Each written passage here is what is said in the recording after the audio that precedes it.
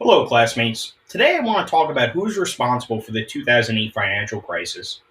It was the worst financial downturn in American history since the Great Depression of 1929. The collapse of the housing market, with the rest of the economy, was almost unprecedented in the course of American history. And the main contributing factors were credit rating agencies that were implicit in assigning knowingly false ratings to mortgage backed securities, mortgage underwriters that knowingly wrote bad debt in an attempt to generate business, and investment banks that knowingly packaged junk bonds that got assigned the false ratings and then offloading them and purchasing credit default swaps when it was beneficial to said banks. First and most importantly are the credit agencies. If they did not have the external pressures that were put upon them or acted ethically in any way, the entire 2008 financial crisis probably ends up as a footnote to American history.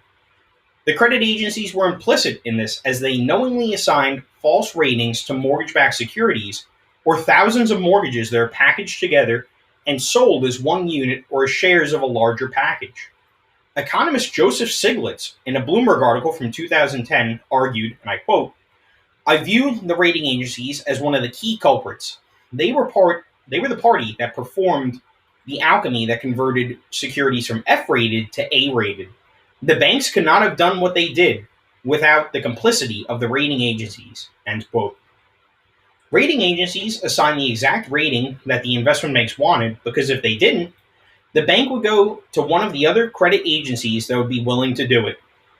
It led to a rapid falling of ethical standards because the lowest ethics agency always won out in an incredibly sad negative feedback loop.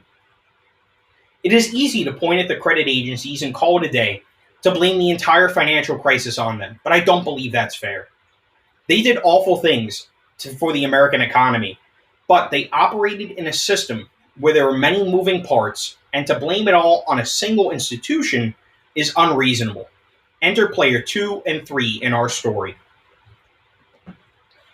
The second largest contributing factor to the financial crisis of 2008 is mortgage underwriters skirting regulations and knowingly writing bad debt to produce more business. From little to no income verification to preying on immigrants or people who didn't fully understand English, the subprime mortgage industry had it all. In a 2007 New York Times article, they reported almost 40% of subprime lending had zero income verification or loan review and were automatically approved. That's 40% of subprime loans that were supposedly the lowest tier of borrowers that were just automatically approved. This is thoroughly in the asleep at the wheel territory to straight fraudulent. In addition to skirting regulations, they wrote outright reprehensible mortgages that they wouldn't have written if they were to keep them on their books. Because the mortgage-backed security made it so easy to offload the mortgage to an investment bank that would turn around and flip it to another buyer, the original underwriter didn't care about the quality of the loans, just the volume. The mortgage companies should take on a slightly smaller load of the blame relative to the credit agencies because they were already writing bad mortgages. They only became financial weapons of mass destruction when they were rated AAA. Now it is time for our last guest, the big bad investment banks.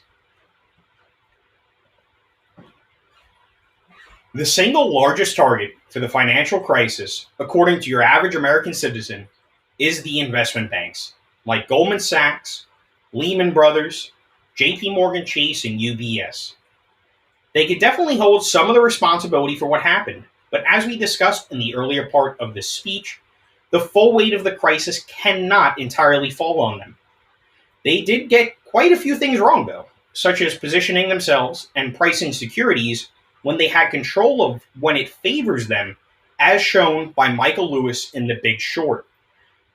They mostly were unethical when they offloaded their mortgage-backed securities onto unwitting investors, while at the same time they were aggressively buying credit default swaps that were shorting the very asset that they were pitching to their investors.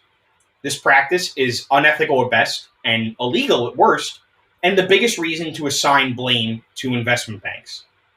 In conclusion, credit agencies and mortgage underwriters really did the bulk of the long-lasting damage to the economy, with investment banks being the main enabler. This collapse led to a number of reforms in the financial industry, such as the Dodd-Frank Wall Street Reform Act. So hopefully, my children aren't talking about the financial collapse of 2049 in their public speaking for business class. Thank you for your time and have a great day.